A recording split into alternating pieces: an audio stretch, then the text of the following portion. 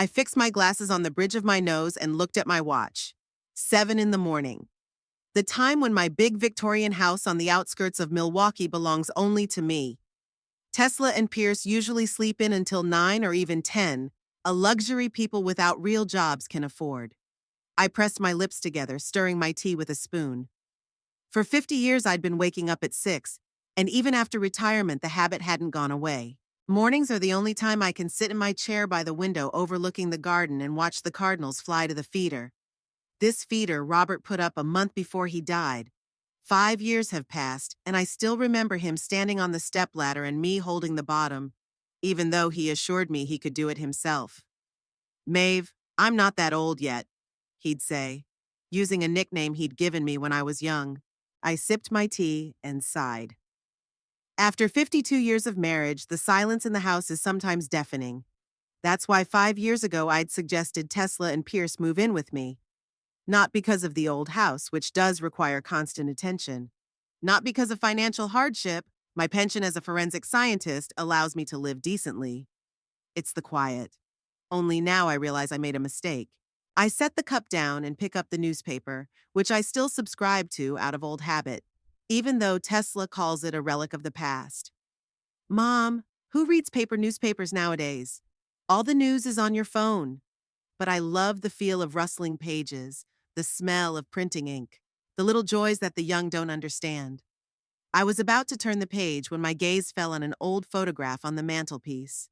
It was strange. Yesterday it was in the center, but today it was shifted to the right. I frowned and set the newspaper aside. It was a picture from Robert and I's wedding, one of the few things I don't let anyone touch. Slowly rising from the chair, the knees were bothering me more and more lately. I walked over to the fireplace and put the picture back where it belonged. Then I looked around more closely. Something else was wrong. The little porcelain statue of a ballerina, Robert's 20th anniversary gift, was gone.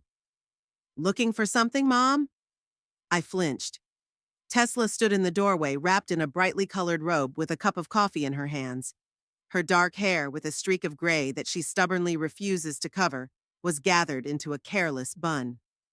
"Ballerina," I pointed to an empty spot on the mantelpiece. It had always stood here. Tesla took a sip of coffee and shrugged. "Maybe you moved it? Or did Rosita put it away when she dusted it?" I shook my head. "The housekeeper comes on Tuesdays, and today was Saturday. Besides, Rosita knows not to touch some things. I didn't move it." "Mom." Tesla stepped closer, her voice softer, as if she were speaking to a child. "You've been forgetting where you put things a lot lately. Remember when we spent 2 days looking for your reading glasses and then found them in the refrigerator?" I pressed my lips together. That was one time, and I was on a new arthritis medication at the time that made me drowsy. But since then, Tesla has brought it up every chance he gets, as if it were a sure sign of senile dementia.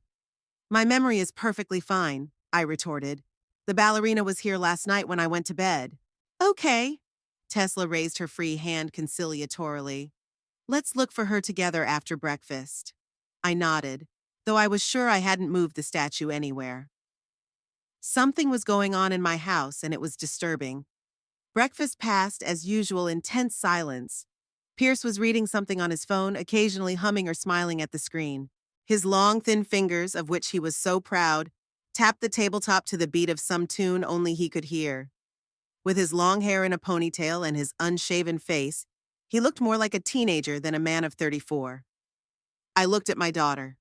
Tesla was concentrating on buttering her toast, avoiding my gaze. It was like there was an invisible wall between us that grew thicker every year.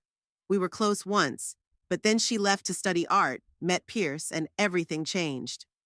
"I'm going to check the roof in the attic," I announced, breaking the silence. It rained yesterday, and I thought I saw a wet spot on the ceiling in the hallway on the second floor. Pierce got off the phone and looked at Tesla. "Mavis, I don't think you should go up in the attic," he said with that special tone of voice, both condescending and patronizing, that he uses when he talks to me. "The stairs are steep and the ceilings are high. I'll check it myself." "I'll be fine." I straightened my back. "This is my house. I know every corner of it." "Of course it's yours," Tesla quickly interjected, preventing conflict. But Pierce is right, Mom. Why take the risk? He's gonna check the roof. I wanted to object, but I didn't. Lately, I've noticed my daughter and son-in-law looking at each other like they're talking without words when it comes to the house or my health. It's annoying. By the way, Pierce put the phone away and looked at me with his light blue eyes, which many people find charming, but I always find cold as ice. I noticed that the shingles on the south side of the roof were starting to crumble, and the gutter is bent. I'm afraid we're going to have to do some serious repairs soon. I clench my teeth. Here we go. This house is over 100 years old, Pierce. It needs maintenance. That's exactly what I'm talking about, he smiled, but his eyes remained cold. Care and investment, a lot of money. Maybe you should think about selling it. It's a good real estate market right now. I felt the blood rush to my cheeks. Sell my parents' house? The house where I grew up, where I lived my whole life with Robert? I shifted my gaze to my daughter. Now I understand why you moved in with me. Not to help your old mother, but to convince her to sell the house. Mom! Tesla looked genuinely outraged. How can you say that? We moved because we were worried about you. You were on your own after Daddy died. And you were doing fine. Mavis, Pierce interjected in a conciliatory tone. Nobody's talking about selling right now, but we have to be realistic. It's getting more and more expensive to maintain a house like this. Maybe an apartment would be more convenient. No ladders, no worries about the roof and gutters. I pushed my plate away. I've lost my appetite. I'm not going to sell the house. Period. I stood up from the table, feeling the stares of my daughter and son-in-law. Old. They think I'm old and infirm. I headed for my room, trying not to limp despite the pain in my knee.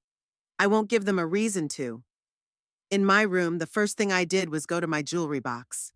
Opening it, I rummaged through the contents, making sure everything was in place.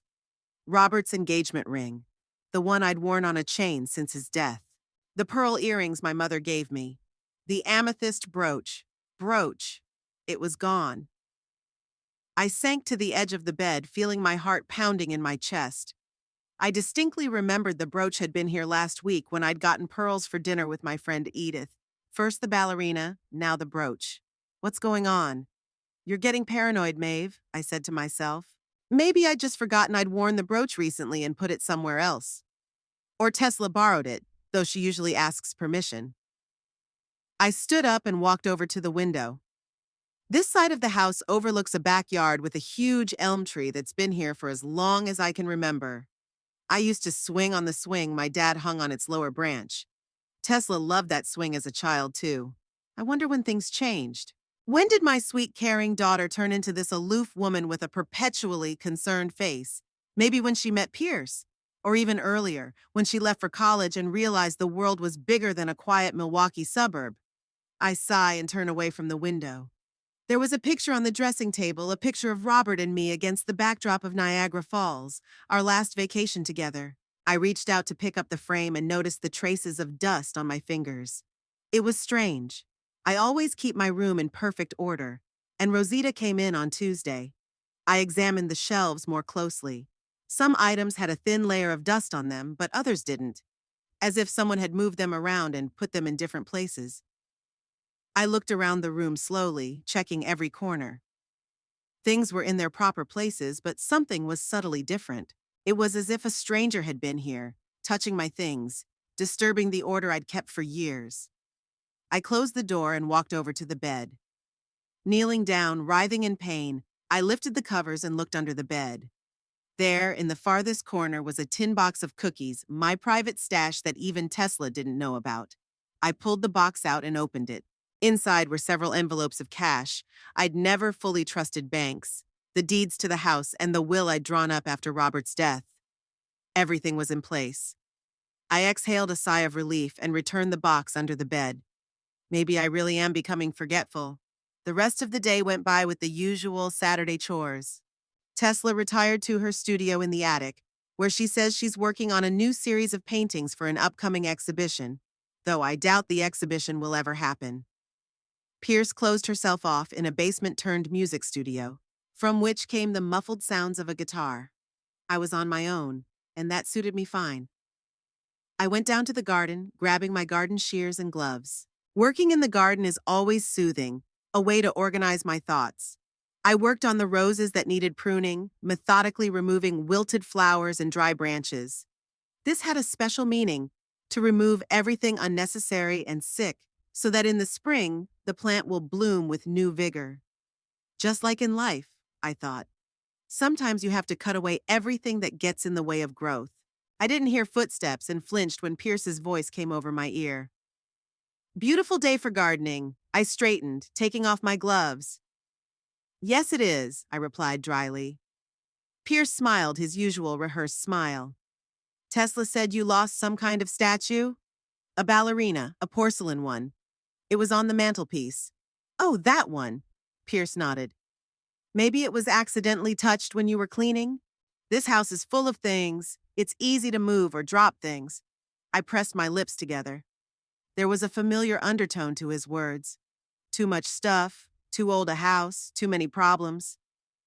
I know what you're thinking, Pierce, I said, looking him straight in the eye.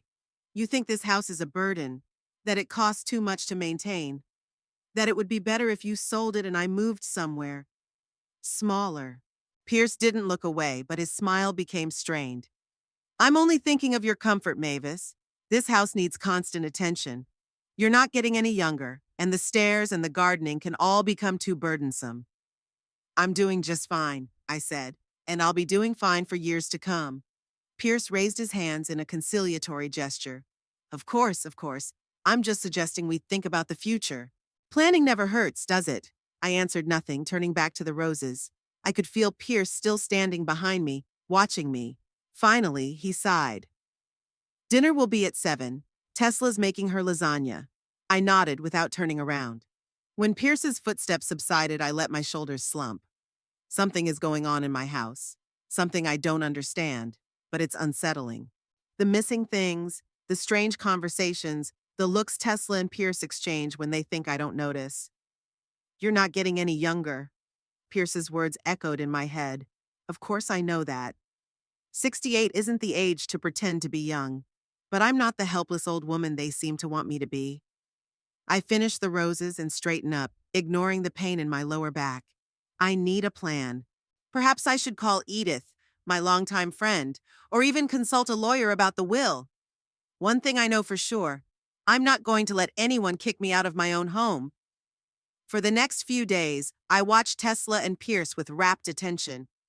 Years as a forensic scientist had taught me to notice details that others missed, and now all my professional skills were screaming. Something was wrong. Tuesday began as usual, with my early tea by the window. Rosita was due at 10, and I'd made a to-do list for her. The ballerina was never found, which increased my anxiety, although Tesla kept insisting that I must have put it away somewhere and forgotten it. Around 9 o'clock, I heard Pierce come down to the kitchen. I was about to join him when I heard his muffled voice. He was on the phone, and something in his tone made me freeze in the hallway, listening. Yes, I understand. No, we can't make the payment now. Look, just give us another month, okay? The situation will change soon. We have a plan. There was a pause. I pressed myself against the wall, not wanting to be discovered. Yeah, a serious plan. Look, I can't talk in detail, but we're talking about real estate, a significant amount of money. Yeah, but we need a little time. I felt the blood run cold in my veins. Real estate, a substantial amount. Pierce was talking about my house, I was sure of it. He ended the conversation, and I heard him forcefully place the phone on the table, followed by the sound of the refrigerator opening. I quietly walked back to my room, not wanting him to know I'd overheard. Financial problems. Here's the thing. I'd always suspected that their creative careers hid serious money troubles, but they'd never discussed it openly with me. Bitterness rose to my throat. Why didn't Tesla come to me? I'm her mother. I would have helped, found a solution. But instead, they seemed to see my house as the solution to their problems. My home. My life. At noon, as Rosita was finishing cleaning upstairs, I heard Tesla come back from some kind of meeting. She was talking to Pierce in the living room, and their voices were getting louder and louder. I quietly walked over to the door of the study next door from where I could hear their conversation. I can't believe you said that to Trevor. Tesla's voice sounded strained. What was I supposed to do? He threatened to go to a collection agency, Pierce replied irritably. And you decided that the best solution was to promise him money we don't have? Which we don't have yet, Pierce corrected her. Tess, we've discussed this. We can't go on like this for much longer. Your mother's not getting any younger. The house needs more and more care. Don't start that again, Tesla cut him off. But her voice was no longer as confident as before. Face it, Pierce continued. She forgets things. She's mixing up the days. Yesterday, I saw her spend 5 minutes looking for the glasses that were on her head. I gritted my teeth. It happened once. One time when I was distracted thinking about where the brooch could have gone. It doesn't mean she has dementia, Pierce. Things happen. Of course, not dementia. Not yet. But it's a start, Tess. Think about the future.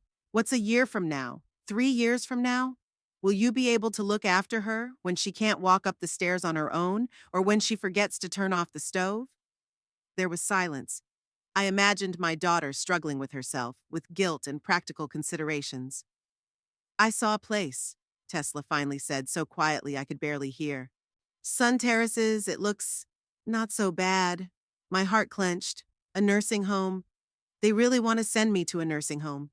It's not a nursing home, Pierce said as if reading my mind. It's a community for active seniors.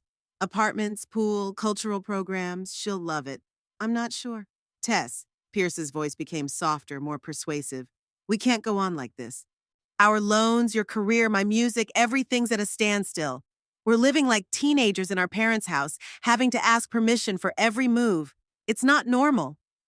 I know, but, the house could be sold for a lot of money. Some of it will go to support your mom at the terraces, and with the rest, we can finally have a life, Tess.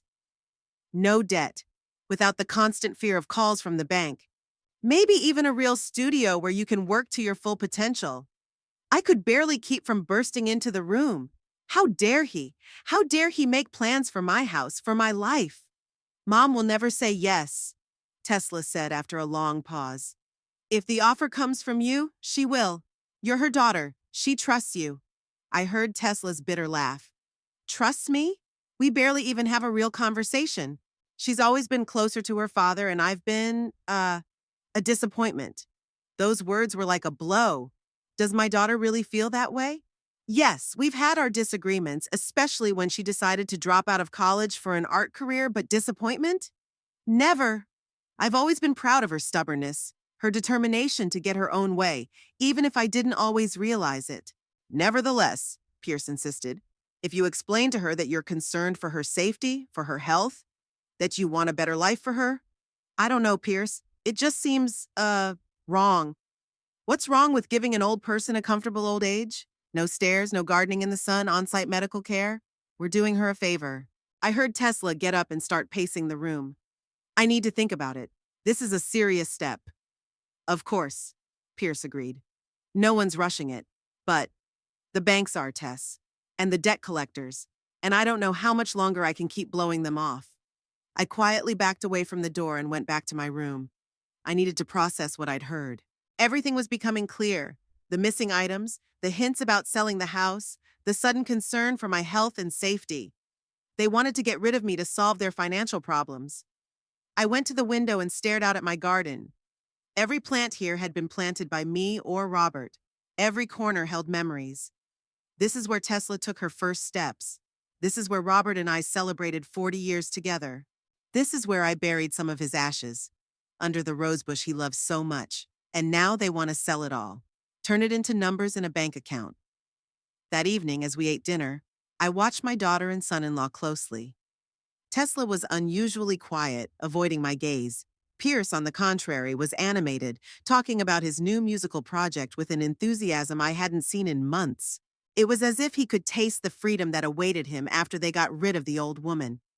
Mother, said Tesla suddenly, interrupting Pierce's story, have you ever thought of ever to simplify your life? I put my fork down and looked at my daughter. What do you mean? Well, this house is so big. So much work with the cleaning, the garden, the repairs. Don't you sometimes wish you could just take a break from all that? I noticed Pierce froze, watching me intently. Okay, here we go. No, I said firmly. I like my life just the way it is, with my house and my garden and my business. But Mom, Tesla put her hand on mine, you're not getting any younger, and Pierce and I are worried about my safety? I pulled my hand away. Or about getting my house as soon as possible. Tesla's face showed genuine surprise. Pierce tensed. Mavis, you've got it all wrong, he began. We only want— I know exactly what you want, I interrupted him. I heard you talking this afternoon. Tesla turned pale. You were eavesdropping? In my own house? Yes, Tesla, I heard you and your husband discussing how to get me to Sun Terrace so you could sell my house and solve your financial problems. Pierce straightened, a look of offended dignity on his face. You're taking our words out of context, Mavis. We were talking about being concerned about you. Come on, Pierce. I looked him straight in the eye. I wasn't born yesterday. I know you're in debt. I know your careers. I made quotation marks in the air with my fingers. Don't bring in enough money. And I know that instead of having an honest conversation with me, you've decided to conspire behind my back. Tesla looked like I'd slapped her. Pierce opened his mouth to say something, but I raised my hand, stopping him. If you came to me with your problems, I'd listen, maybe even helped. But instead, you decided it was easier to send me to a nursing home and take my house.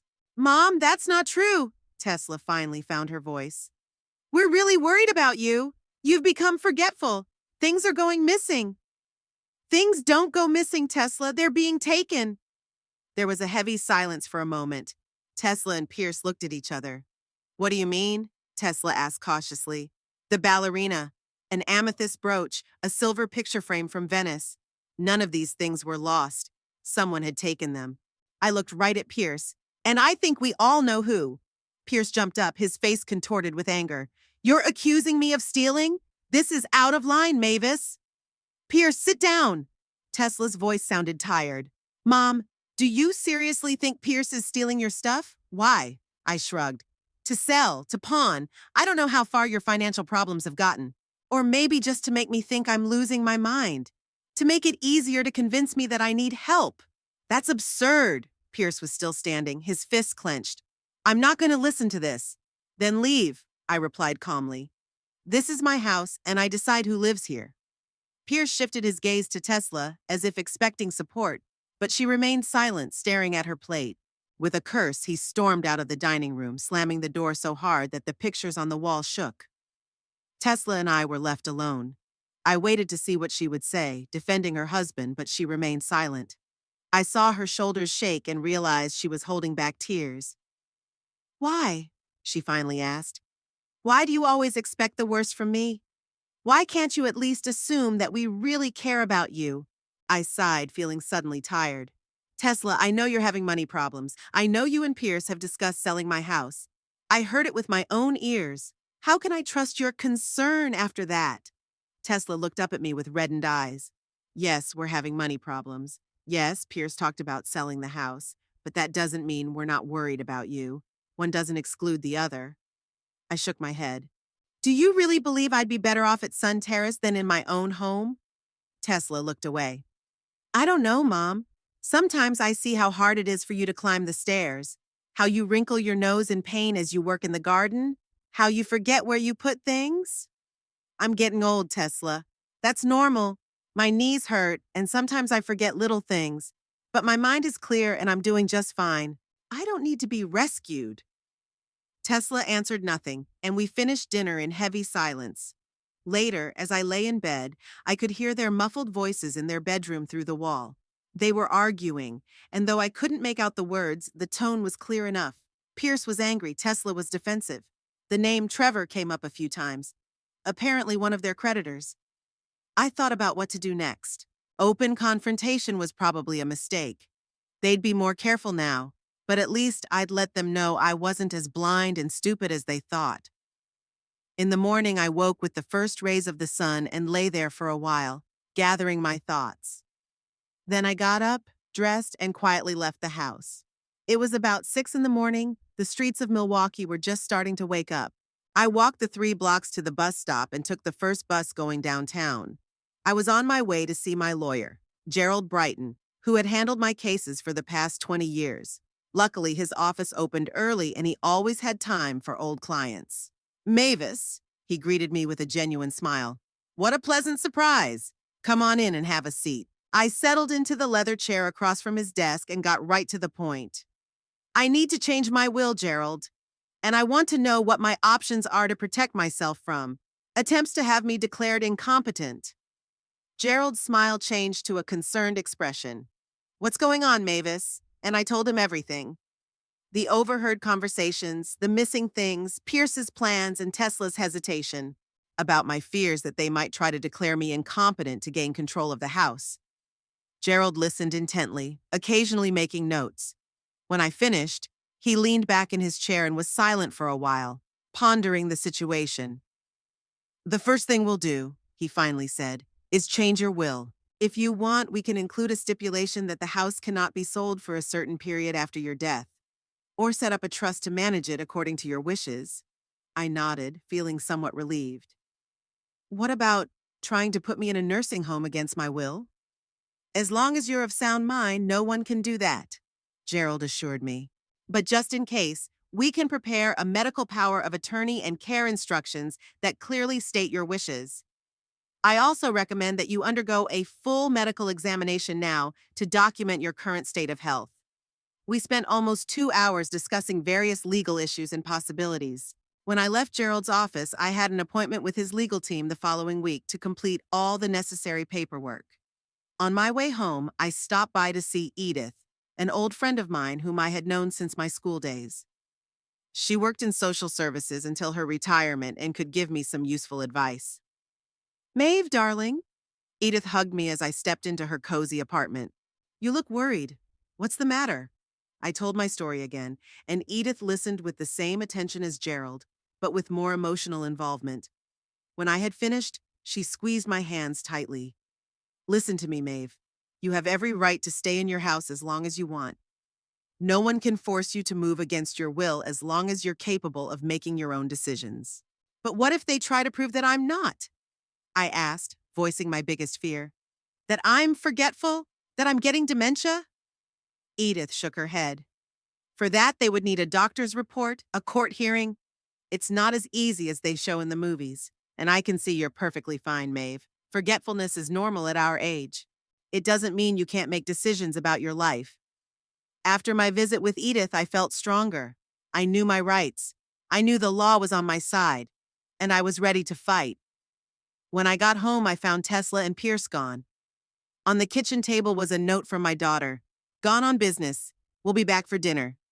No explanation, no apology for last night's scene. I went up to my room and checked the stash under my bed again. Everything was in place. Then I walked through the house, scrutinizing every room, every corner. I didn't know exactly what I was looking for, but I felt I had to make sure my house was still mine. At Tesla and Pierce's room, I stopped, hesitating. I didn't want to violate their personal space, but something was nudging me to look inside. After all, this was my home. The room was a mess, scattered clothes, an open laptop on the bed, cups of unfinished coffee on the bedside tables. On Pierce's desk were sheets of music, bills, some papers. I moved closer and saw an envelope with the bank's logo on it. When I opened it, I found a notice of late payment on a loan, the third one, according to the text. Next to it was another envelope from the credit card company, threatening to turn the case over to the debt collectors if the debt wasn't paid off within 30 days. I looked at a few more papers and realized the extent of their financial problems, 3 maxed-out credit cards, late payments on studio equipment, even unpaid cell phone bills.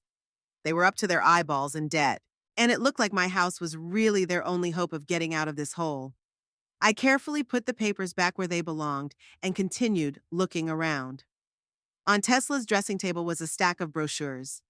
The top one was titled, Sun Terraces, a community for active seniors. I picked it up and flipped through it. Glossy pictures of smiling old people playing golf, swimming in the pool, participating in art classes. It looked not too bad, to be honest, but it wasn't my house, not my garden, not my life. Underneath the brochures, I found printouts from a real estate website, estimates of the value of homes in our neighborhood. Someone, I assume Pierce, had circled a number in red, 1,600,000, the estimated value of my house.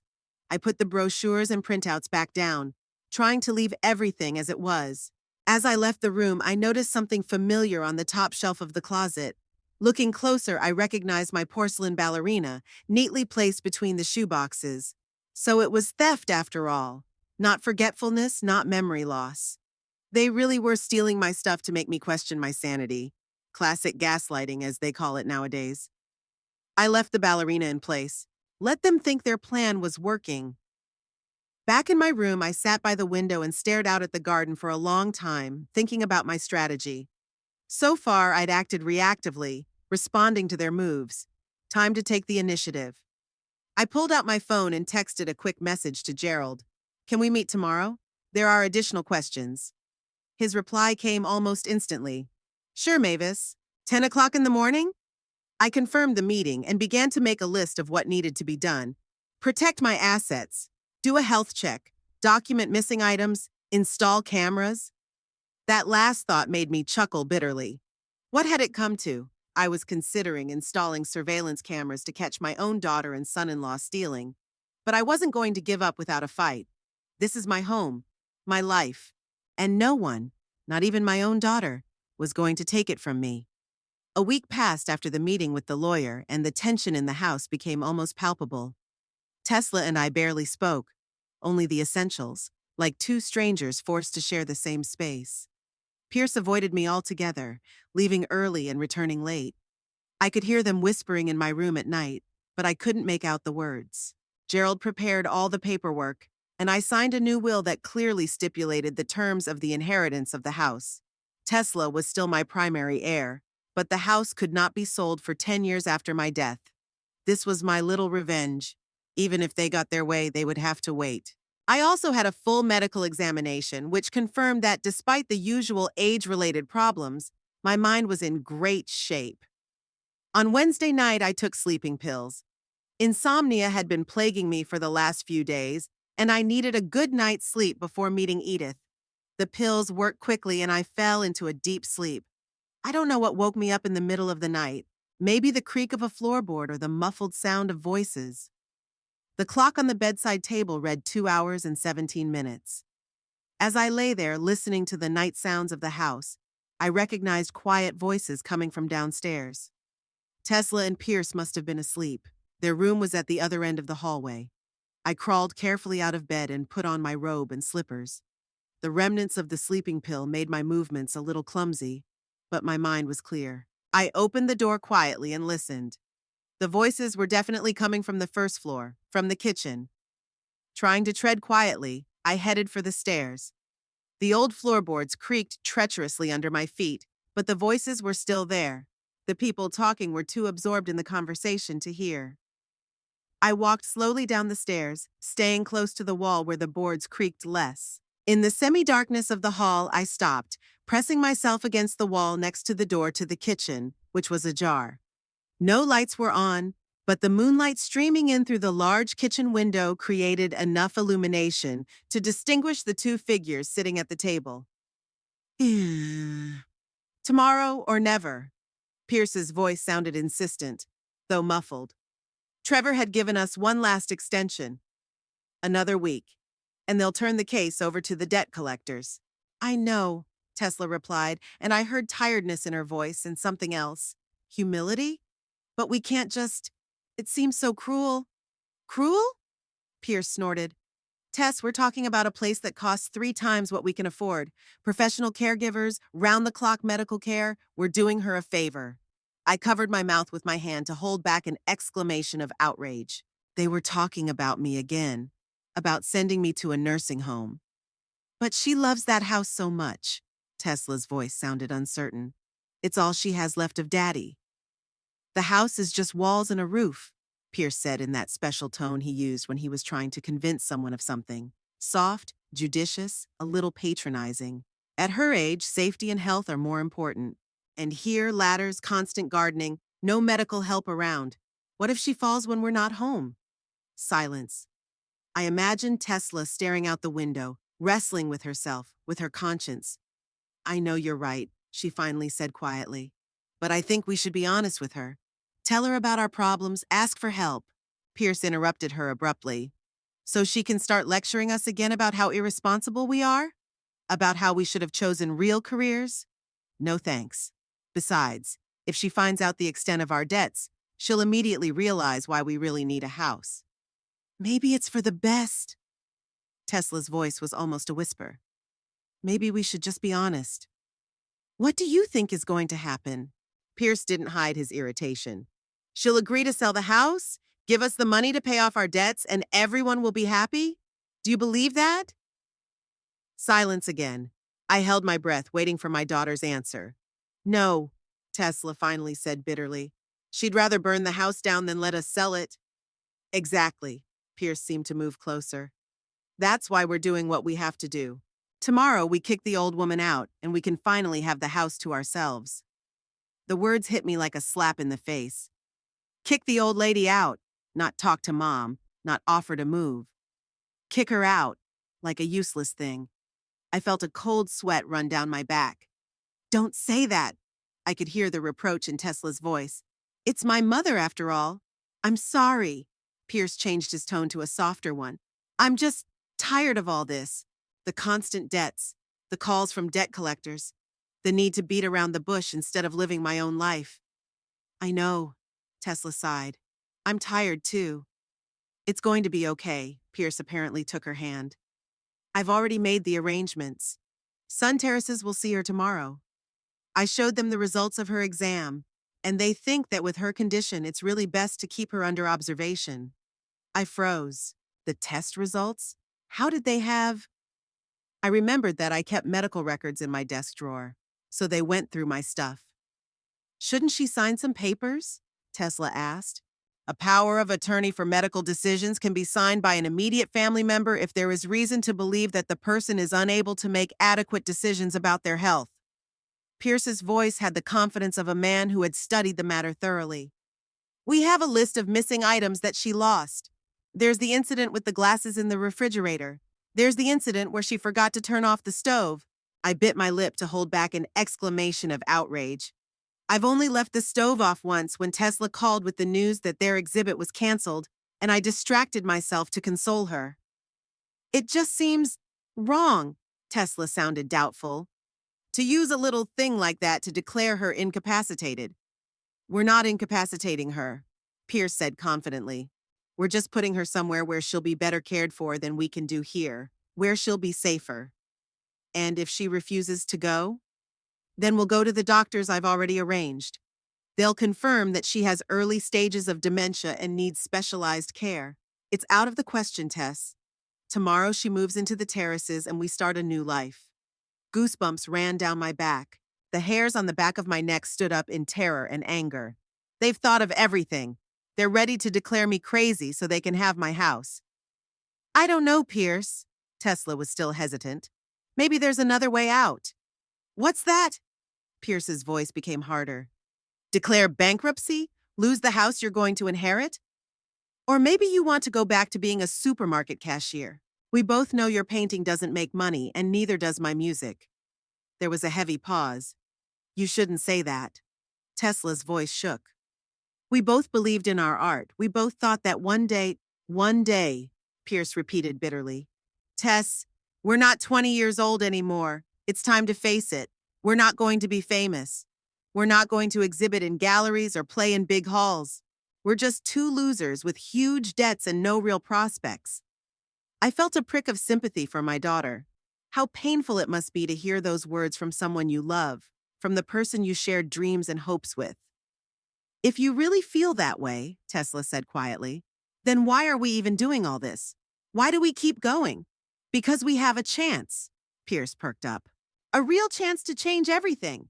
Selling the house will not only pay off our debts, we'll have enough left over to open a studio. A real studio, Tess, where you can write and I can record music, where we don't have to worry about money. At my mother's expense? Tesla said bitterly. Your mother has nothing to lose, Pierce said with conviction. She will receive excellent care, professional attention, socialization with people her age, and the house? She can't live here alone for much longer anyway. Sooner or later, she'll have to move. We're just hastening the inevitable. There was another pause. I could hear them talking quietly, but I couldn't make out the words. Then Tesla's voice became clearer. Are you sure it's a good place? That she'll be treated properly? I checked it out personally, Pierce assured her. Sun Terrace is the best place in Milwaukee. Private suites, restaurant-level meals, cultural program, medical care around the clock.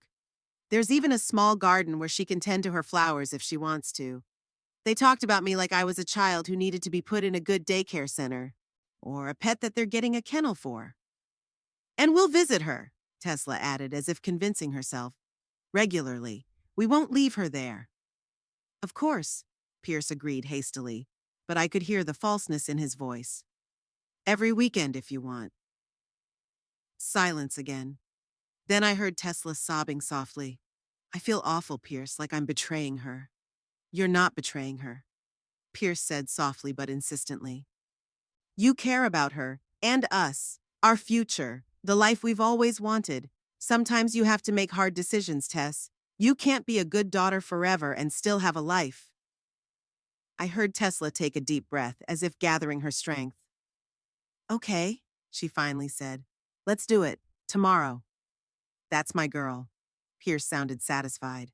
It's gonna be okay, you'll see. In a month, you'll be wondering why we took so long. And when are we gonna tell her? Tesla asked. In the morning at breakfast, answered Pierce. I've already called the transportation service for 11. The terrace staff will be waiting for us by 12. So soon? Tesla's voice was doubtful again. Should we give her a couple days to get used to the idea? To pack her things? No, Pierce answered firmly. If you give her time, she'll fight back. She'll call her friends, maybe even her lawyer. We need to act quickly and decisively. They fell silent, and I heard the sound of chairs being pushed back. They were getting up. I quickly but silently climbed the stairs and returned to my room, carefully covering the door. A few minutes later, I heard their footsteps in the hallway and the sound of their bedroom door closing. I sat on the edge of my bed, feeling my hands shaking. Tomorrow, then. They plan to send me to Sun Terrace tomorrow against my will, possibly even with the help of doctors who are willing to certify my incapacity. My first reaction was anger, so much anger that I almost choked on it. How dare they? How could my own daughter be part of such a conspiracy against me? But behind the anger came fear. What if they succeed? What if tomorrow at 11 o'clock men arrive to take me away from my home by force? What if I found myself locked away in some active senior living community without the ability to decide my own fate? I needed to act, and I needed to act fast. I glanced at my watch, almost 3 in the morning, too late to call Gerald or Edith. But I would contact them first thing in the morning. They'll help me protect my rights. In the meantime, I looked around. I had to get ready. I had to get my papers, my money, the essentials. If I had to, I'd leave home before their transportation service arrived.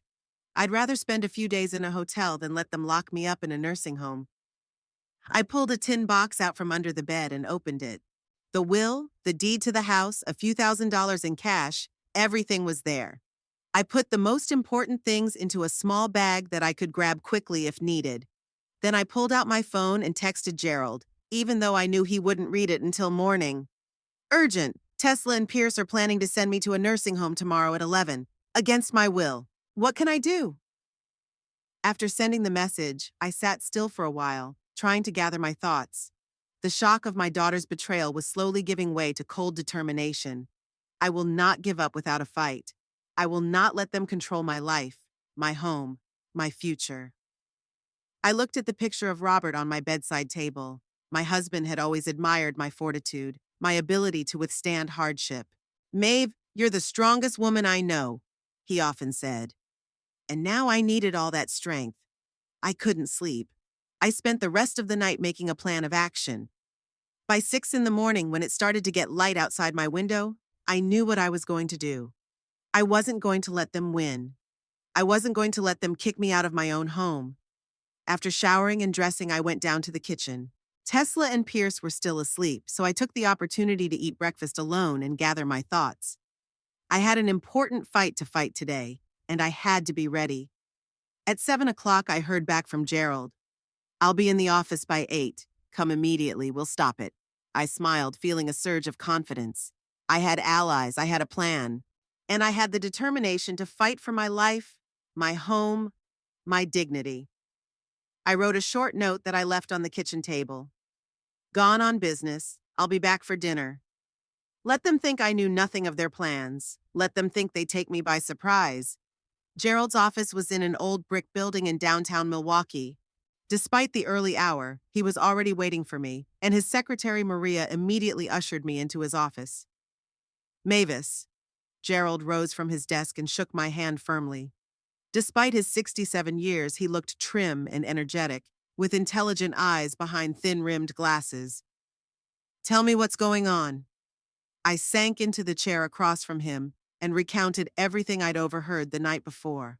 Gerald listened attentively, occasionally making notes in his notebook. They can't do that, he said when I was finished. Without your consent or a court order declaring you incompetent, they have no right to put you in a nursing home, even if they call it an active senior community. Pierce mentioned some doctors he trained. I felt the anger boiling up inside me again, and about a power of attorney for medical decisions that an immediate family member could sign. Gerald frowned. Even if Tesla has power of attorney, she can't make decisions against your express will if you're of sound mind. And judging by how clearly you're recounting events, there's nothing wrong with your mind. He flipped through the folder in front of him. We've already changed your will. We've made medical directives where you clearly express a desire to remain in your own home for as long as possible. We have the results of your recent medical exam confirming that you are capable of making decisions about your life. Legally, they can't take you anywhere. What if they try to force you? I voiced my greatest fear. Pierce talked about some kind of transportation service that would arrive at 11. Gerald wondered. If they did try to use force or deception, it would no longer be just a family conflict, but a criminal offense. Kidnapping, violence against an elderly person. Those were serious articles. He pulled a business card out of his desk drawer and handed it to me. This is my friend's contact at the Milwaukee Police Department, Detective Morgan. I'll call him right away and explain the situation. If you feel threatened, call him immediately or 911. I took the card, feeling somewhat relieved. The law was on my side. What should I do now? I asked. Go back home and wait for them to try to carry out their plan. I don't think that's wise. Gerald shook his head. If they knew you knew what they were up to, they might change tactics, become more cautious. I suggest you move to a safe place temporarily. Do you have a place to stay? I thought about it. I didn't want to burden my friends with my problems, but this was no time for pride. My friend Edith. She worked in social services. Maybe she'll have more ideas on how to protect my rights. Great. Gerald started making a list on a piece of paper. Here's what we'll do. First, I will prepare an official letter that clearly states that you do not consent to your placement in any institution.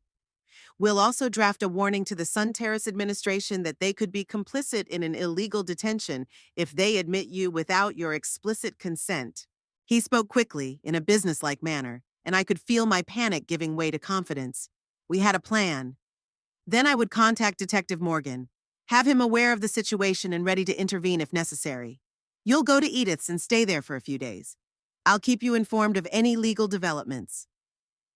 What about my house? I asked anxiously.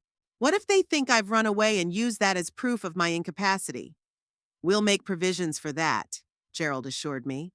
I'll prepare a document explaining that you've temporarily left the house because of the threat of forced displacement. Everything will be legally perfect. We spent the next hour discussing the details and drafting the necessary paperwork. When I left Gerald's office, I had a folder in my bag with the official papers confirming my right to remain in my own home and make decisions about my life. Keep your phone on, Gerald admonished me. And call me anytime if you have any problems or questions. I nodded and shook his hand firmly. Thank you, Gerald. I don't know what I would have done without your help. You're a strong woman, Mavis, he smiled. You could have done it, but together we can do it faster and more efficiently. When I went outside, I dialed Edith's number at once. She answered after the second ring. Maeve, I was just about to call you. How are things going with your family problems? Worse than we thought, I quickly explained the situation. I need a place to stay for a few days, and your advice as a former social worker. Of course, come right away. Edith sounded indignant. I can't believe Tesla is involved in this. I remember her as a little girl. I couldn't believe it either, I replied bitterly. But I heard it with my own ears. Come, I have a guest room and I'd love the company. And I'll call a couple of former colleagues who now work with elder advocacy. They'll give us some additional recommendations. I caught a cab and gave Edith's address. On the way, I checked my phone. No calls or messages from Tesla or Pierce. Apparently, they hadn't discovered my absence yet, or figured I was just out for a morning walk. Edith lived in a cozy apartment on the third floor of an old but well-maintained house in the Bayview neighborhood. When I arrived, she was already waiting for me at the door. Despite the unsettling circumstances, I couldn't help but smile when I saw her. We had been friends for over 50 years, ever since we met in college. Come in, come in. She hugged me and led me into the apartment. I've already put the kettle on and made your favorite chamomile and mint. We settled in the cozy living room, where every object reflected the eclectic taste of the hostess. A bright orange sofa, bookshelves to the ceiling, a collection of ceramic elephants on the mantelpiece. So, Edith poured the tea into cups. Tell me everything in detail. What exactly are they planning? I recounted the conversation I'd overheard, adding the information about the consultation with Gerald. Your lawyer is right. Edith nodded when I finished. They can't force you into a nursing home without a court order, and a court order requires serious proof of your incapacity, which apparently they don't have. She stirred her tea thoughtfully. But I'm concerned about the reference to trained doctors. In my practice, there have been cases when unscrupulous relatives found doctors willing to confirm a diagnosis for a certain sum of money, which in fact was not present. Do you think Pierce can go that far? I asked, even though I knew the answer deep down. From what you're telling me, he's desperate for money and sees your house as the only solution to his problems, Edith sighed. Desperate people can do a lot of things, Maeve, especially if they can convince themselves that they're acting for the greater good. That's when my phone rang. It was Tesla. It's her. I showed Edith the screen. What should I say? Speak naturally, advised her friend.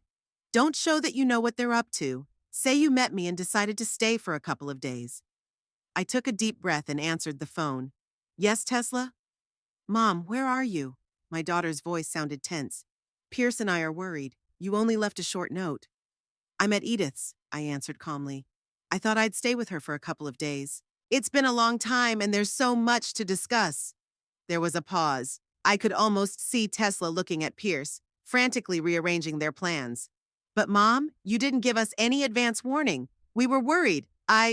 We had plans for tonight. What plans? I tried to keep my voice innocent. Pause again. We wanted to, take you to lunch. A new restaurant downtown, that's a lie. They were planning to take me to Sun Terraces, not the restaurant. I felt the anger boiling up inside me again, but I held it back. I wish you'd told me about this sooner. We could have rescheduled Edith's appointment. When will you be back? Tesla sounded impatient. I don't know exactly.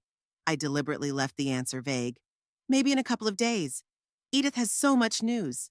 Her granddaughter is getting married, and we're discussing wedding preparations. Edith had no grandchildren, but Tesla didn't know that. They had seldom spoken to each other in recent years. Mom? Tesla's voice became more serious. I think we need to talk. About you, about the house, about the future. Of course, dear. I tried to keep my voice lighthearted. We'll have plenty of time to talk when I get back. We said goodbye and I hung up the phone, feeling my hands shaking. Good for you. Edith nodded approvingly. You didn't show that you knew what they were planning. Now they're confused and will reorganize their strategy. But what's next? I sank back into my chair. I can't hide at your place forever. Sooner or later I'll have to go home and face them.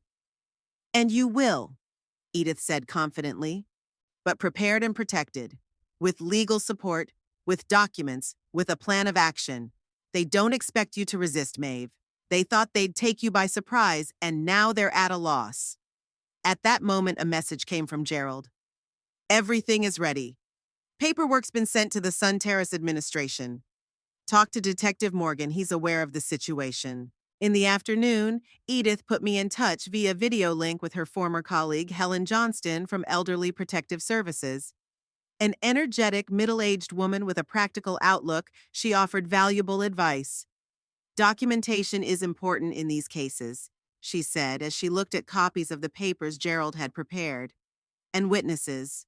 The more people who know about your situation and that you're sane, the harder it will be for your relatives to convince someone otherwise. She helped draft a statement for Sunny Terrace in which I explicitly objected to being placed in their facility without my voluntary decision. Also, keep a diary of all strange events and conversations, Helen advised. Write down dates, times, what was said or done. It might come in handy if the case goes to court. After talking to Helen, I felt more confident. I had a plan, support, and legal protection. I was no longer a lonely old lady who could easily be tricked or intimidated. In the evening, I received another text from Tesla. "Mom, please call. We need to talk." I showed the message to Edith, and she shook her head. "Let them suffer. It's good for them to feel what it's like to worry about a loved one." "I never thought I'd be playing games like this with my own daughter," I sighed. Edith took my hand. "It's not games, Maeve. It's self-defense. They plan to take away your freedom, your home, your dignity. You have the right to defend yourself." The next day, Edith and I attended another meeting with Gerald, where he broke the good news. Sun Terraces has responded that they will not accept you without explicit consent. He showed a letter on letterhead. They don't want legal trouble. It was the first victory. At least one part of Tesla and Pierce's plan had been thwarted. We then discussed how I would proceed. Gerald suggested going home to show that I wasn't afraid and knew my rights. Edith agreed with him and offered to accompany me. "You must show them your strength, Maeve, and we'll be there for you." I felt a rush of gratitude for these two people who had been so supportive. "Thank you both. I don't know what I'd do without you." "The same thing you're doing now," Edith said confidently. "You'd fight. It's just a little easier with us." We decided that I would return home in the evening, when both Tesla and Pierce would be there. Gerald offered to accompany me, but I declined. It was my own personal battle. I checked my phone several times during the day. No new messages from Tesla or Pierce, although I saw that they had called. Apparently, they were beginning to worry about my absence in earnest. In the evening, Edith drove me home in her car. We agreed that she would wait in the car parked across the street, and if I didn't come out or call in an hour, she would call the police. Standing on the doorstep of my own home, I felt a strange mixture of fear and determination. I was ready for a fight. With a deep breath, I put the key in the lock and opened the door. As I entered the house, I immediately heard muffled voices coming from the living room. Tesla and Pierce clearly weren't expecting me back today. "Mom!" Tesla exclaimed, coming out into the hall. Her face was a mixture of surprise and relief. "You're back! We were so worried." "You shouldn't have." I calmly took off my coat and hung it on the coat rack. "I was at Edith's, just as I'd written in the note." "You could have called," my daughter said reproachfully, "or answered our messages." I was busy. I walked past her into the living room, where I found not only Pierce, but also a middle-aged stranger in an austere suit. She was sitting in a chair with a folder of documents on her lap, looking slightly awkward. "And who is this?" I asked bluntly, though I had already guessed her role here.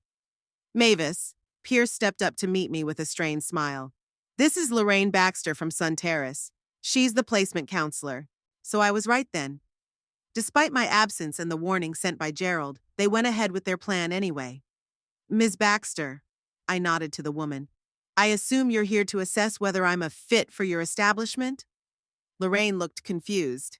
"Mrs. Holliday, I'm here for consultation only. Your daughter and son-in-law have expressed concern for your health and safety, and have asked me to talk about the facilities that Sun Terrace offers." I noticed Tesla and Pierce exchange quick glances. They clearly hadn't expected me to come back and catch this meeting. "Of course." I sat down across from Lorraine, displaying complete calm. "Tell me what the terraces have to offer." Lorraine launched into a story about the beautiful apartments, 24-hour medical care, cultural programs, and social activities. She spoke smoothly and persuasively, occasionally checking the booklet in her folder. I listened to her, watching Tesla and Pierce's reactions. My daughter looked tense, avoiding meeting my eyes.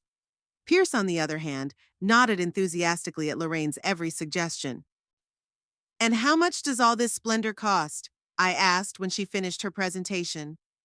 We have a variety of accommodation options. She opened another brochure with prices, depending on the size of the apartments and the level of care. I took a quick look at the list of prices. Even the basic package cost more than my pension, and the full package with individual suites was so expensive it could deplete my savings in a few years. And who's going to pay for that? I looked up at Tesla and Pierce. We could sell the house, Pierce said quickly. That would more than cover all the costs. Sell my house. I emphasized the word my deliberately. The house that belonged to my parents. The house where I grew up and lived my whole life with Robert. Mom, Tesla finally spoke, her voice soft, almost pleading. We're worried about you. This house is too big, requires too much maintenance, and at the terraces, you'll be taken care of by professionals. And when were you planning to inform me of this decision? I asked calmly, even though I was seething inside. Before or after you'd packed my things? Lorraine fidgeted in her chair, clearly feeling the tension building. Mrs. Halliday, the decision to move is always voluntary. No one can force you to. Really? I interrupted her. Did you know that my daughter and son-in-law were planning to send me to you against my will? That they'd even found some doctors willing to certify my incapacity? Lorraine turned pale. She cast a confused look at Tesla and Pierce. Yeah, I wasn't told, she stammered. I was told you were interested in the placement. Well, you were lied to, I straightened in my chair. I have no desire to leave my home, and I'm fully competent, as confirmed by a recent medical examination. I pulled a folder of documents out of my bag and handed Lorraine a copy of the medical report. Here you go. A complete examination conducted 2 weeks ago. No signs of dementia or other cognitive impairment. Lorraine reviewed the document and handed it back to me. Mrs. Holliday, I apologize. I was told you wanted to discuss the possibility of moving yourself. She threw an accusing glance at Pierce. At Sun Terrace, we never accept residents against their will. You did get a warning from my lawyer, I pointed out. Lorraine blinked. A warning? I didn't. She looked at Pierce again. Mr. Abbott, what is she talking about? Pierce stood up, his face red with anger. This is some kind of misunderstanding, he said through gritted teeth. Mavis, you're making a problem out of nothing. We just wanted to show you the options. Don't lie, Pierce. I stood up too, feeling the adrenaline rush. I heard the whole thing. 3 nights ago when you and Tesla were whispering in the kitchen. We'll kick the old woman out tomorrow. Were your words, weren't they? Tesla let out a low moan and covered her face with her hands. Pierce froze. You were eavesdropping. It wasn't a question, it was a statement. In my own house? Yes, I heard you planning to get rid of me for money. Lorraine Baxter stood up, hastily gathering her papers. I think I'd better leave, she said, stuffing the papers into her briefcase. This is clearly a family matter, and I don't belong here. No, stay, I turned to her. Be a witness. My daughter and son-in-law plan to place me in your facility by deception, perhaps even by force. Lorraine looked terrified. Mrs. Holliday, I assure you Sun Terrace would never— We didn't plan this, Tesla exclaimed, jumping up from the couch. Mom, you've got it all wrong. Misunderstood? I turned to my daughter. I clearly heard Pierce talking about trained doctors who would confirm the initial stage of dementia. I heard him assure you that a power of attorney for medical decisions could be signed by an immediate family member if there was reason to believe the person was incapable of making adequate decisions about his or her health. Tesla looked startled, her gaze darting to Pierce. Did you really say that?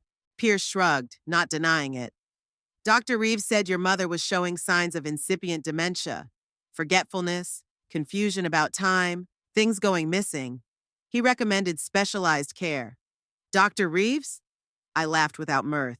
You mean the same doctor who examined me exactly once for 5 minutes? The one whose services cost you $2,000 in cash? Tesla went pale. $2,000? Pierce, you said the consultation cost $200. That's not important, he said. What's important is that your mother needs help. With the sale of my house, I looked him straight in the eye, and solving your financial problems. There was a heavy silence in the room. Lorraine was clearly feeling out of sorts. I really should be going, she finally said, heading for the exit. When the door closed behind Lorraine, there was a ringing silence in the living room. I sat back in my chair and looked at Tesla and Pierce calmly. So that's why you disappeared, Pierce said. You overheard our conversation and decided to foil our plan. Your plan to put me in a nursing home against my will?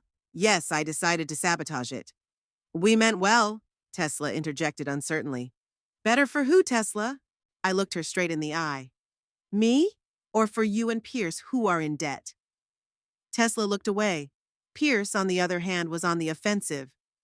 What's wrong with solving our problems? He asked with a challenge. Yes, we have debts. Yes, we thought selling the house would help pay them off. But that doesn't mean we're not concerned about your well-being. Of course, my voice oozed sarcasm. You were so concerned about my well-being that you even stole my stuff to make me think I was losing my mind. Tesla turned sharply toward her husband. What is she talking about, Pierce? Pierce made an innocent face. I have no idea. Your mother is getting paranoid. Don't lie. I opened my bag and pulled out a porcelain statue of a ballerina. I found it in your bedroom, hidden among the shoe boxes. So did the amethyst brooch and the silver frame. Pierce's face contorted with anger. You went through our stuff? You've been going through mine, I retorted. The only difference is that this is my house. Pierce, Tesla's voice shook. Is it true? Did you take Mom's stuff? Pierce was confused, then shrugged. I just rearranged a few things to confirm observations about her forgetfulness. Rearranged? Tesla exclaimed. You stole her things and made her think she'd lost them. It's horrible. I was doing what was necessary. He snapped back.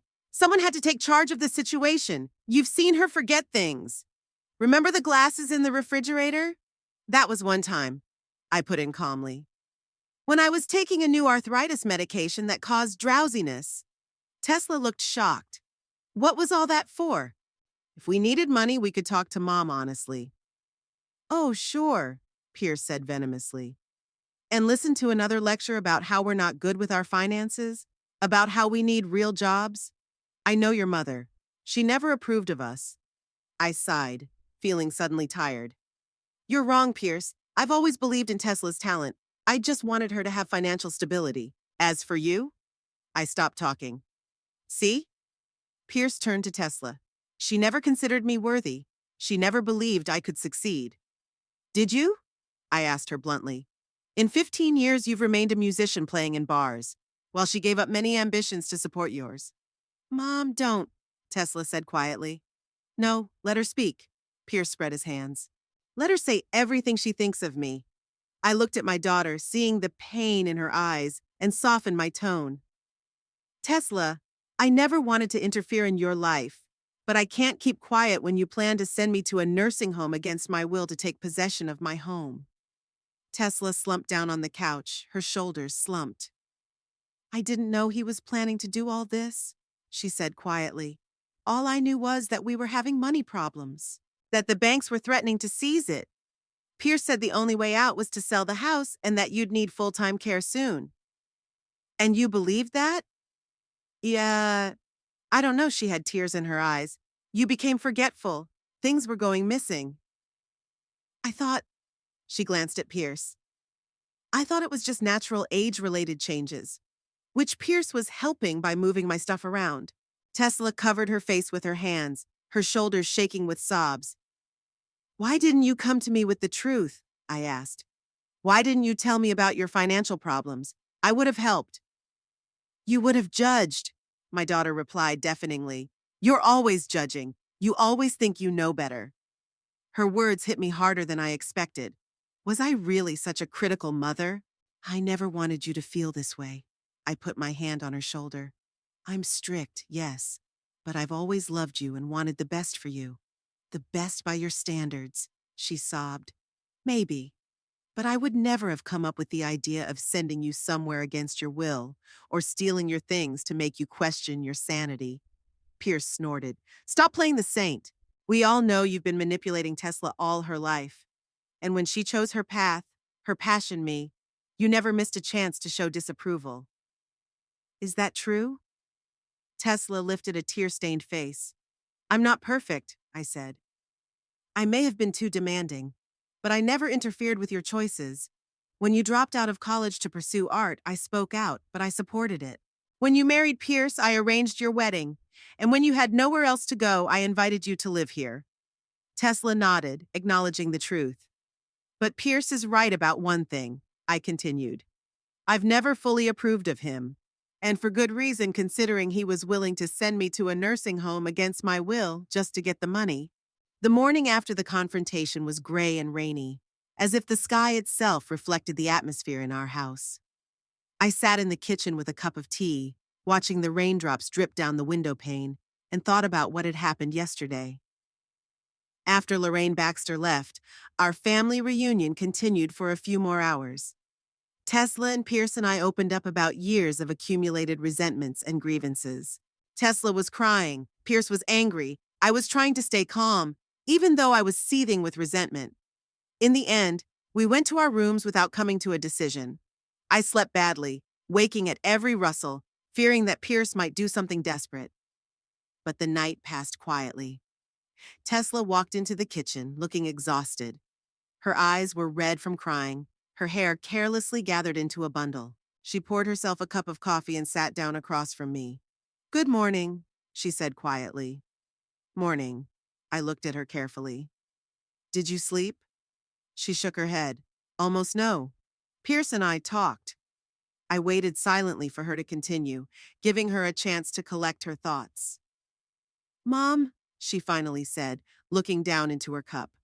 I want to apologize for all of this, for letting Pierce convince me that I didn't come to you right away with our problems. I know, honey. I reached out and gently touched her wrist. You're in a very difficult position. It doesn't excuse the fact that I almost let him send you to a nursing home against your will. She sounded genuinely remorseful. No, it doesn't, I agreed. There was no point in pretending that everything was okay, that there was no betrayal. But I understand how it happened. Pierce is very convincing when he wants to be. Tesla grinned bitterly. Yes, he has a knack for persuasion, especially me. Outside the window, the rain intensified, drumming on the roof. We sat in silence, each absorbed in our own thoughts. Where's Pierce? I asked finally, noticing that it was almost 9, and my son-in-law hadn't come down for breakfast yet. Sleeping, Tesla answered briefly. Yesterday he couldn't calm down for a long time. He kept talking about how he had big plans for the money from the sale of the house, about what a wonderful life we could start. She shook her head, as if she still couldn't believe what she was hearing. You know, I always thought we were a team, that we were going after our dreams together, his music, my painting. And then yesterday he just said, your painting will never make money, Tess. It's just a hobby. My music is what would make us rich if I had a decent studio. I wasn't surprised. For years, I've watched Pierce manipulate Tesla, undermine her confidence, make her creativity look like something secondary to his own. What do you plan to do next? I asked cautiously. Tesla looked up at me with a determination I hadn't seen in a long time. I don't know, Mom, but I know I can't go on living like this. In debt, in constant fear, with a man who only sees me and my family as a source of money. I nodded, feeling a mixed sense of relief and bitterness. Relief because my daughter had finally had an epiphany. Bitterness because the road ahead of her would not be an easy one. Tesla, I took a deep breath, preparing to say what I'd been thinking about all night. I have to offer you a choice, and it won't be easy. She straightened, looking at me warily. What choice? Either you stay in this house but without Pierce, or you both leave. I can't live under the same roof with a man who planned to get rid of me for money, who stole my things to make me question my sanity. Tesla turned pale but nodded, accepting the fairness of my words. I understand, she said quietly. I would feel the same way if I were you. I'm not putting you out on the street, I continued. This is your home too, Tesla. You can stay here as long as you want, but without him. She stared out the window, watching the rain. Her face reflected her inner struggle. I don't know if I'll be able to. She stopped, searching for words. 15 years, Mom. That's not something to just cross off. I know, I replied softly, and I'm not rushing you into a decision. But my word is firm. Pierce will no longer live in this house. We heard footsteps on the stairs, and a moment later Pierce appeared on the kitchen doorstep. His usually well-groomed appearance was gone. His hair disheveled, his eyes red, stubble on his chin. He looked like a man who had also been up all night. "Good morning," he mumbled, heading for the coffee maker. Filling a cup, he sat down at the table, avoiding looking at me. "Pierce," I began in a flat tone, "I just told Tesla that you're going to have to move out. I can't and won't live under the same roof with a man who planned to send me to a nursing home against my will." He looked at me with challenge. "What if Tesla decides to leave with me? Would you kick her out too?" "It's her choice," I replied firmly. "I'm not kicking anyone out. I'm setting boundaries. You can pack your bags and leave today or tomorrow or next week, but you're leaving." Pierce shifted his gaze to Tesla. "And you're going to let her destroy our family like that? Our family was destroyed by you when you thought you could control my mother and her house," Tesla replied quietly. "When you stole her things to convince me she was incompetent." Pierce looked annoyed. "I was doing it for us, Tess, for our future, so we could finally start living the life we dreamed of." "You were doing it for you," Tesla objected. "For your music. For your studio. I was just a means of access to my mother's house." He brushed it off. "That's not true, and you know it. I've always supported your art." "My hobby, as you put it yesterday," Tesla interrupted him, "which will never make money." I watched them squabble, clearly seeing the crumbling of a marriage that had always seemed unequal to me. For 15 years, Pierce had manipulated my daughter into believing that only he truly understood and valued her. That only with him could she be herself. And now that illusion was shattering before my eyes. "Okay," Pierce gave up first, raising his hands in surrender. "I'll leave. I'll pack my things and go. But think about it, Tess. Without me, without your mother's house, without your debts, how are you going to live?" "Without you, Pierce?" Tesla's voice is getting stronger. "A lot better than the last few years, I think." He grinned. "Let's see how you sing when the debt collectors start calling, when the credit cards get blocked, when you have to go back to work as a cashier." "If I have to, I'll go back to being a cashier," Tesla replied calmly. "It's honest labor, not like stealing from your own mother-in-law." Pierce's face twisted with rage. "You've always been weak, Tess. Always needed someone to show you the way. First your mother, then me, and now her again. You never stood on your own 2 feet, never made your own decisions." I could see how his words hurt Tesla, but she didn't break. "Maybe you're right," she said after a pause. "Maybe I did let others make decisions for me, but now I'm making my own. I want you gone. Out of this house. Out of my life." Pierce stared at her as if seeing her for the first time. Then his gaze shifted to me, and there was pure hatred in his eyes. "Are you happy, Mavis? You finally got what you wanted. You've broken up our marriage. You ruined your marriage, Pierce." I met his gaze without fear. "By your greed, your manipulation, your lies." He stood up abruptly, knocking over his coffee cup. The dark liquid spilled over the countertop, but he paid it no mind. "Pack your things," I told him. "I want you out of here by tonight." "I'd love to." He gritted his teeth and stormed out of the kitchen. Tesla and I were left to sit in silence. I got up to wipe up the spilled coffee. "I'm sorry, Mom," Tesla said quietly. I turned back to her. "For what, honey?" "For bringing him into our house. For not seeing him for who he really was. For letting him come between us." I sat down next to her and took her hands. "Tesla, you fell in love. You trusted the man you loved. It's not your fault. But you always saw right through him, didn't you?" There was bitterness in her voice. "You knew from the beginning that he wasn't who he said he was." I sighed. "I saw certain traits that bothered me, his selfishness, his ability to blame others for his failures. But I couldn't tell you about it. You'd only alienate yourself more. You had to come to it on your own." Tesla nodded, tears coming to her eyes again. 15 years, Mom. I wasted 15 years on a man who saw me as nothing more than a stepping stone to money." There were sounds from upstairs. Pierce was pacing the room, moving things around, apparently packing. "Do you need help with your debts?" I asked cautiously. Tesla shook her head. "No, I mean, yes, I do, and they're not small. But I want to handle it on my own. I'll get a job." I'll pay it off a little bit at a time. I don't want you to think I'm just here for the money. I don't think that, I assured her. But I'm still your mother, and if you need help, thank you. She smiled weakly. But I want to try it myself first. I respected her wish and didn't insist. Perhaps Pierce was right about one thing. Tesla had indeed relied on others for too long to make decisions. First on me, then on him. Now she needed to learn to stand on her own 2 feet. Pierce came down an hour later, dragging 2 large suitcases. I'll be back for the rest later, he said without looking at us. Where are you going? Tesla asked, and I could hear the worry in her voice. 15 years couldn't be erased overnight, no matter how horrible they were. Not your concern, he snapped. But if you're interested, Brenda has a spare room. She's been asking me to move in for a long time. Tesla froze, her face pale. Brenda? You're a guitar student? Pierce shrugged, a wicked grin playing on his lips. Not just a student, a long time ago. I saw the words hurt Tesla like a physical blow. She recoiled, grabbing the edge of the table for support. You've been cheating on me all this time? Not all the time. Pierce seemed almost pleased with the effect his words had had. With Brenda for the last 2 years, Carol before her, and Janet before her. Jesus, Tesla whispered, her voice shaking. Who are you? The man who waited 15 years to start living the life he wanted to live. He looked at me with undisguised hatred. A man who expected to get that damn house and freedom from all of you sooner or later. I stood up, shielding Tesla from his venomous words. Get out, I said quietly but firmly. Now, to my surprise, he obeyed.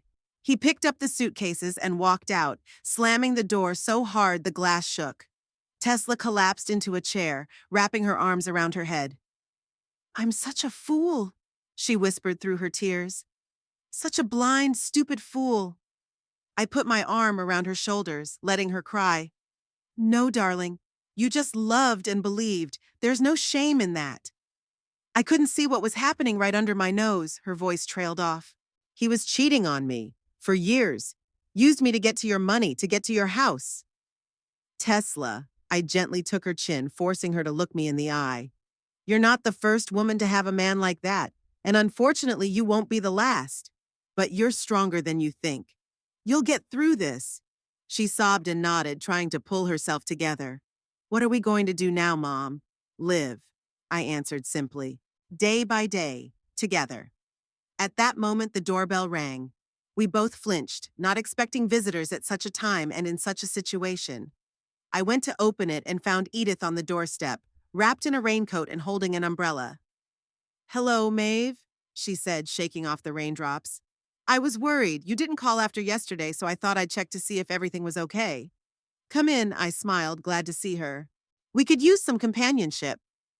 Edith went into the house, and when she saw Tesla's crying face, she knew it all at once. Oh, darling. She came to my daughter and hugged her tightly. Everything will get better, you'll see. Tesla snuggled up to her like in her childhood. Edith had always been a second mother to her, an aunt who often spoiled her and listened to the secrets Tesla didn't dare to share with me. We spent the whole day together, 3 women of different generations, united by a common pain and hope. Edith told stories from her practice as a social worker of families who had gone through crises and come out of them stronger. I made tea and scones from my mother's recipe, simple, comforting food that always helped in difficult times. Tesla sat quietly, listening and at times smiling through her tears. By evening, the rain had stopped and the sun peeked out from behind the clouds, flooding the kitchen with warm golden light. It seemed like a good sign. I'm going to file for divorce, Tesla said suddenly, looking up at the sunset sky. Tomorrow. Edith and I exchanged glances but did not dissuade her. It was the right decision. I'll help you find a good lawyer, Edith suggested. I have a friend who specializes in divorce proceedings. Thank you, Tesla smiled at her gratefully. After Edith left, Tesla and I were alone in the big house, which suddenly seemed too spacious for 2 women. Do you really want me to stay? Tesla asked as we sat in the living room, staring at the fire in the fireplace. After everything that's happened? You're my baby, I replied simply. Of course I want you to stay, but only if you want me to. She was silent for a long time, and I didn't rush her to answer. I don't know what I want, she finally admitted. All my adult life, I've followed Pierce's dreams. And now, it's like I've lost my direction. You'll find him, I assured her. Give yourself time. She nodded, staring at the fire. Do you think we can live together after everything? I knew what she was asking. Would we be able to overcome what had happened? The betrayal, the lies, the trying to get rid of me for money? It won't be easy, I answered honestly. We're both going to have to rethink a lot of things, learning to trust each other again, set boundaries. But yeah, I think we can do it. Tesla turned to me, and I saw a glimmer of hope in her eyes. I'd like to try. Me too. I held out my hand to her, and she squeezed it tightly. We sat like that, holding hands, staring at the fire in the fireplace. Mother and daughter, bound not only by blood, but by shared pain, shared experience of betrayal, and maybe a shared future we had yet to build. The house was quiet. For 15 years, Pierce had filled our home with his presence, his music, his ambition. Now that chapter was closed. What would happen next, none of us knew. But of one thing I was sure. No matter how strained our relationship with Tesla became, no matter what challenges lay ahead, we would make it through. Together.